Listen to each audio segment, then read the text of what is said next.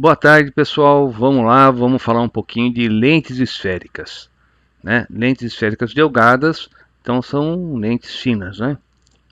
Tá bom? Então vamos passar aqui para a nossa apresentação.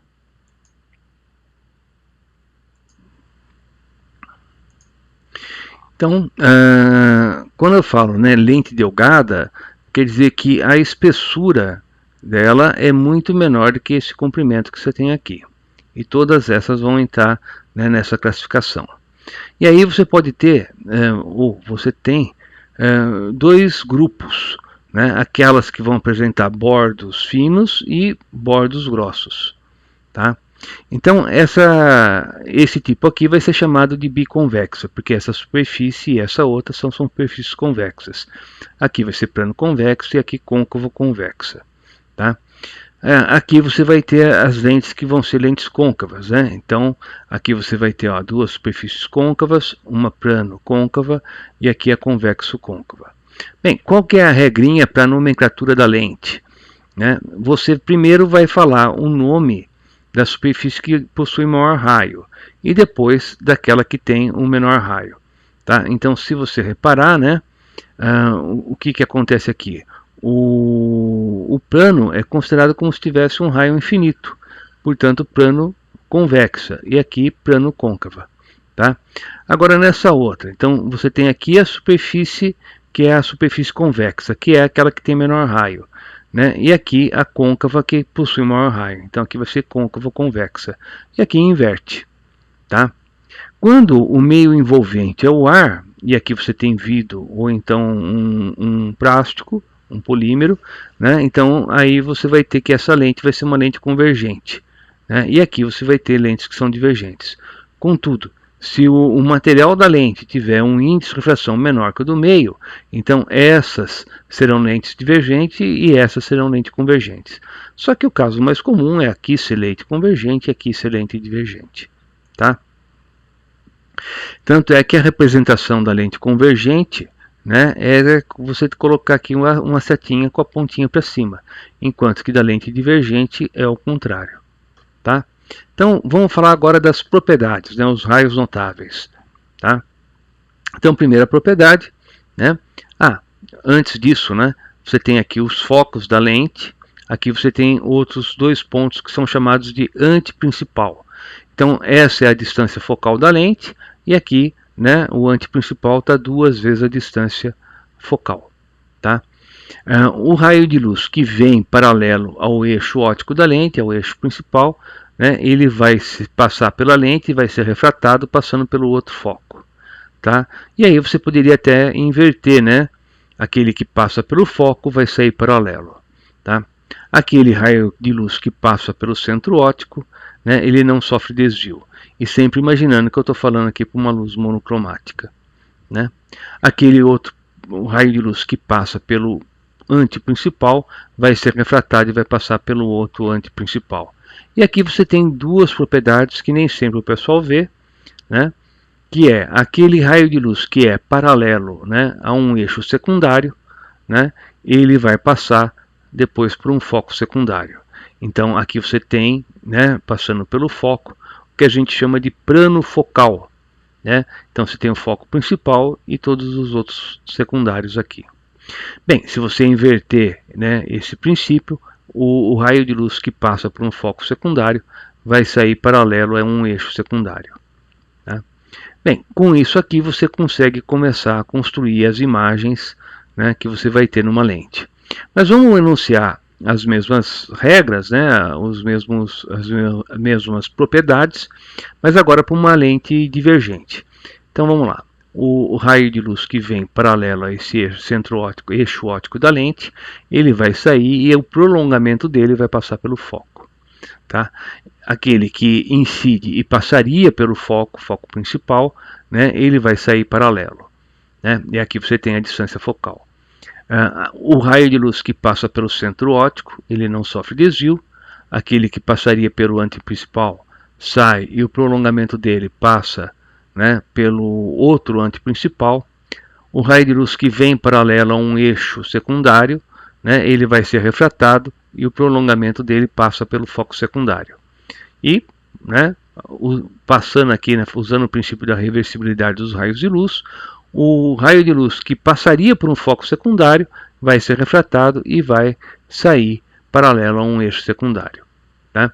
Pelo menos essas 4 primeiras você tem que saber, tá? Assim como as 4 anteriores aqui, ó. Tá bom? Essa do foco secundário nem todo mundo domina e nem sempre é preciso para estar resolvendo a maioria dos exercícios, né? Aqui você tem um quadro geral das propriedades, né? Então, dando nome inclusive para os pontos. F é o foco principal objeto, F' foco principal imagem e assim por diante. Tá? Então, isso aqui eu acho que vale a pena você, na hora que for estudar, refazer esses desenhos, cada um deles, né, para poder memorizar. Porque isso é importante para que você possa passar para a próxima parte, que é desenhar a imagem, né, dado um objeto, de acordo com a sua posição. Tá bom? Eu vou tirar aqui a câmera para que você possa ver o quadro todo. Tá? Então, veja só, você tem aqui um objeto, né? Um ponto, objeto é um ponto real, a gente só vai tratar casos, né, de ponto objeto real, e aqui você tem um raio de luz que vem paralelo ao eixo principal, e ele vai ser refratado passando pelo foco aqui desse outro lado, né? E aqui você pega um raio de luz que passa pelo centro óptico da lente, e ele não sofre desvio. Então, para esse ponto objeto real, vai ser conjugado um ponto imagem real. Essa imagem ser real quer dizer que você poderia colocar aqui um anteparo e projetar a imagem desse objeto. Tá? Então, nesse caso que você tem do objeto colocado antes do anteprincipal, você vai ter uma imagem que vai ser real. Como ela é real, ela é invertida, né? E nesse caso vai ser menor que o objeto. Tá? Próxima construção. Você vai colocar o objeto em cima do anteprincipal, vai pegar os mesmos 2 raios e vai obter uma imagem que vai ser real, invertida e igual em tamanho, né? E aí vamos continuar aproximando o objeto da lente, né? Então o próximo passo é colocar ela aqui, pegando os mesmos 2 raios, aquele que vem paralelo e passa pelo foco, aquele que passa pelo centro óptico, vai conjugar a imagem, né, antes do anteprincipal. Então nesse caso a imagem ela é real, ela é invertida e é maior em tamanho que o objeto. Tá? Bem, quando você alcança o foco, então agora vai mudar. Você vai ter que esse raio de luz é paralelo a esse outro e, portanto, os dois vão se encontrar no infinito. Né? Então agora você vai ter, né, uma imagem que é chamada de imagem própria, né? Porque aqui é um pincel cônico cilíndrico de luz emergente. Né? Então é um ponto imagem impróprio. Bem, ainda aproximando o objeto da lente, você vai ter esse caso, né, em que você vai colocar aqui o objeto entre o foco e o centro óptico. Então o raio de luz que vem paralelo sai passando pelo foco, aquele que passa pelo centro óptico segue em frente, e para quem está aqui olhando, parece que a luz saiu daqui de trás. Então você vai ter uma imagem que vai ser direita, né? Se a direita ela é virtual, como você pode ver aqui, né? E é virtual por quê? Porque ele é o vértice de um pincel de luz emergente, né, cônico divergente. Então isso é um ponto imagem virtual, tá? E a imagem então ela é maior, né, direita e virtual, tá? Então recomendo que você faça cada uma dessas construções, tá bom? E agora, né, você vai ter aqui o caso da lente divergente. Né? Então você vai colocar aqui o objeto, aí é caso único. Né? O raio que vem paralelo ao eixo óptico da lente, tá? Ele vai sair e o prolongamento dele passa pelo foco. Aquele que passa pelo centro óptico não sofre desvio. Para quem está olhando, parece que a luz saiu desse ponto. Então esse ponto objeto real vai conjugar aqui um ponto imagem virtual. Virtual por quê? Porque esse pincel é um pincel cônico divergente de luz emergente. Então aqui é um ponto imagem virtual. Essas classificações de ponto objeto e ponto imagem estão lá, né, naquela primeira aula que nós tivemos sobre os princípios da ótica geométrica. Tá bom? Então, ó, imagem virtual, direita e menor. Bem, agora, para você fazer o estudo analítico, então quer dizer o que estudo analítico? Trabalhar com as equações. Então nós vamos ter, primeiro, uma definição do que vem a ser a vergência ou a convergência da lente. Então isso mostra o quê? Mostra qual é a capacidade da lente de fazer convergir, né, o raio de luz. E ela é igual a quê? 1 sobre f. Tá? Então, 1 sobre f vai dar a convergência. Qual que é a unidade disso? Bem, distância focal você mede em metro, 1 sobre o metro vai dar metro elevado a menos 1. E isso é chamado dioptria, tá? E é representado por DI, tá bom? Isso é a unidade que normalmente o pessoal coloca na linguagem popular, né? O grau, né? Então o cara fala, quantos graus tem o seu óculos? Na verdade, se você for colocar a linguagem de uma forma adequada, você devia perguntar quantas dioptrias, né, tem a lente do seu óculos, tá?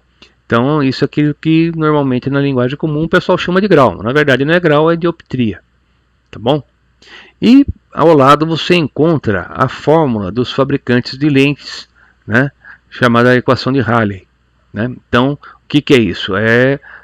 Veja, a gente está falando de lentes, né, delgadas, lentes esféricas. Então a superfície é esférica e aí, né, você tem aí uma previsão matemática de qual vai ser a convergência da sua lente em função do índice de refração da lente, do meio que você vai utilizar e dos raios da superfície.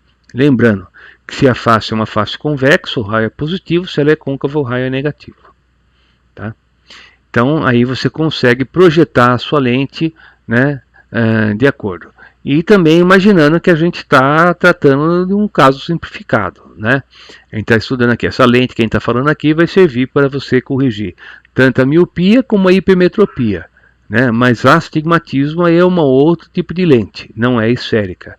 É o que se chama de lente cilíndrica, é uma outra conversa, né? Então, nós temos aqui uma equação que serve para você corrigir o quê? Tanto miopia como hipermetropia.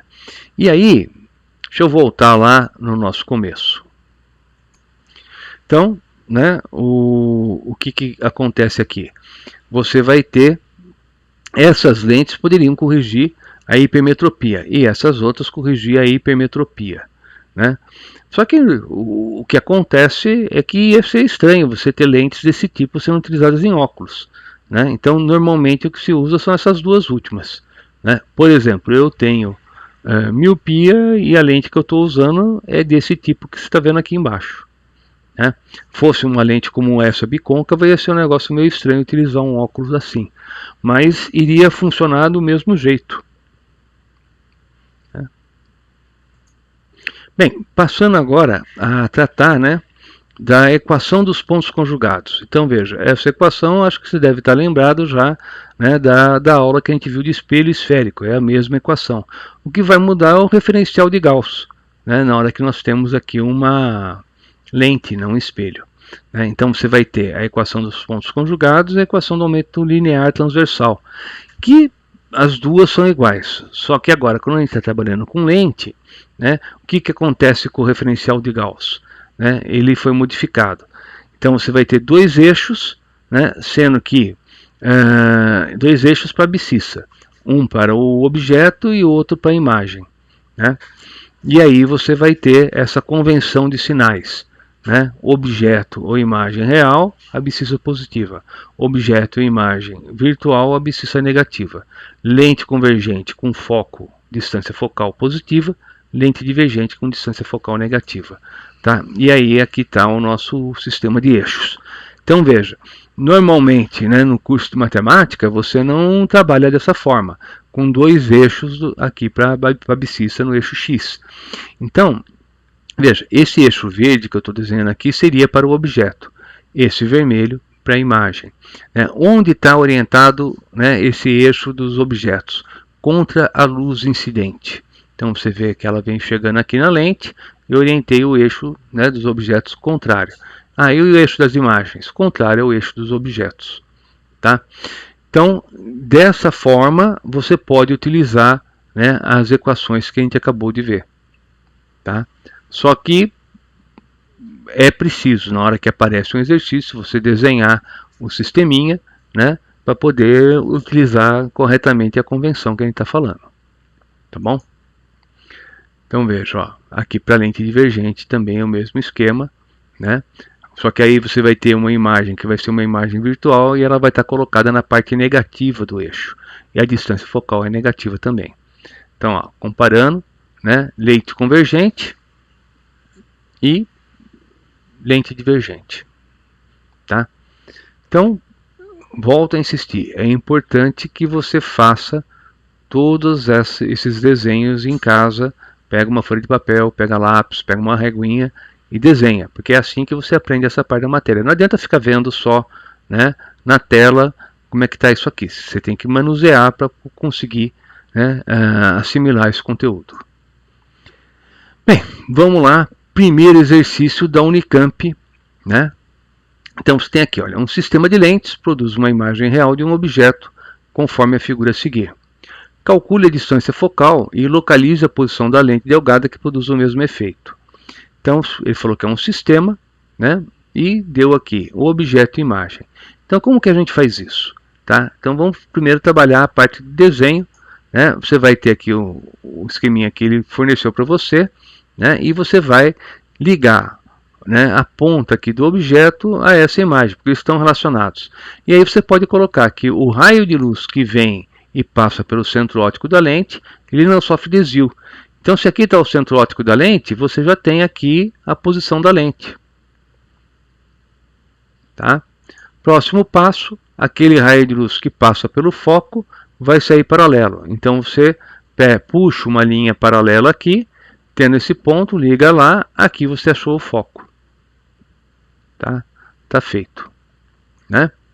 Bem, então você tem aqui a distância focal. Tá? Bem, agora, vamos lá. Segundo exercício, esse da Unesp. Um objeto com 8 cm de altura está a 15 cm de uma lente convergente, né, de 5 cm de distância focal.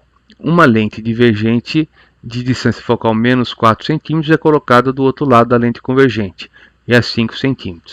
Então, determine a posição e a altura da imagem final. Então, esse caso é um caso de associação de lentes, né? Você tem duas, uma convergente com distância focal 5, uma divergente com distância focal menos 4. Tá? E aí, vamos representar a situação. Então, primeiro, lente convergente, objeto colocado a 15 centímetros, a outra lente está colocada, né, aqui mais atrás, mas a gente não está utilizando ela. E para essa primeira lente, né, você tem aqui o objeto a 15 centímetros, você usa a equação dos pontos conjugados e encontra que a posição da imagem vai estar onde? Vai estar aqui em 7,5, né? Então você achou a posição da imagem. E só lembrando, se o eixo, né, dos objetos é esse, o eixo da imagem é para o outro lado.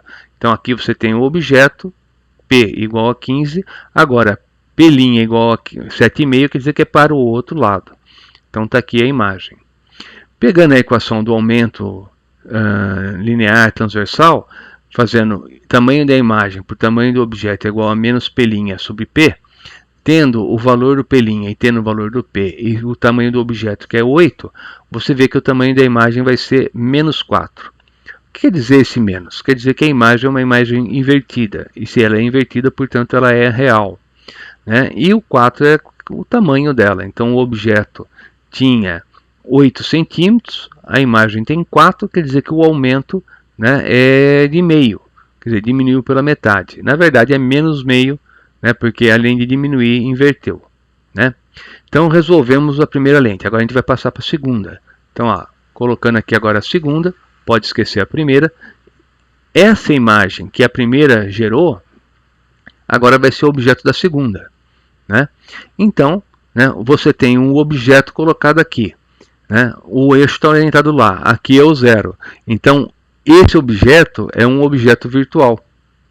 Então, P vai ser menos 2,5. 2,5, por quê? A lente estava colocada a 5 centímetros de distância da primeira.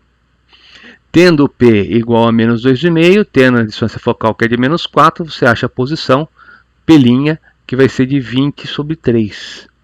Então, como você tem o eixo orientado para cá, aqui é o 0, né? Então quer dizer que a imagem está aqui. Para calcular o tamanho, pegando de novo a equação do aumento linear, né? Tamanho da imagem sobre o tamanho do objeto é igual a menos P' sobre P. Então vai ficar menos 20 terços dividido por 5 meios, e o tamanho da imagem é menos 4. E aí você vai ver que essa imagem que você vai obter vai ser de menos 32 terços. Né? E você resolveu aqui o tamanho da imagem. O menos é só que ela era invertida em relação àquele outro. Tá? Então, está feito. Vamos passar agora para o próximo. E essa imagem ela é direita em relação a esse aqui, mas ela é invertida em relação da origem. Né? Daí o sinalzinho de menos. Tá? Terceiro exercício. Uma vela, ela é colocada a 50 centímetros de uma lente, perpendicular ao seu eixo principal. A imagem obtida é invertida, né, e do mesmo tamanho. Então, veja só, se a imagem ela é invertida, né, e do mesmo tamanho, né, então está dizendo aqui o seguinte, ó, a imagem invertida é uma imagem real, né? Então, que caso que é esse? Você já acabou de ver os casos lá, né? Quer dizer, isso quer dizer que a lente é uma lente convergente, né? E que o caso que você tem, né, é esse aqui, ó, objeto e imagem de mesmo tamanho, né? Como ele falou, vamos lá, que a distância, né, ele quer saber qual é a distância focal, e ela foi colocada a 50 centímetros. Então ela foi colocada aqui, isso são 50 centímetros, e o foco está colocado no meio. Então a distância focal é de 25. Tá? Por isso que a gente estuda essa construção geométrica, justamente para ajudar na hora de resolver exercícios como esse. Tá? Então volto a insistir, façam todas as construções que você tem ali. Tá bom? Pega lá o lápis, a régua e desenha tudo de novo. Quarto exercício, né, da equação de Rayleigh, né, equação dos fabricantes. Uma lente delgada convergente do índice de refração igual a 1,52 tem distância focal de 40 centímetros quando imersa no ar. Né? Encontre a sua distância focal quando ela estiver imersa num fluido que tem índice de refração de 1,31.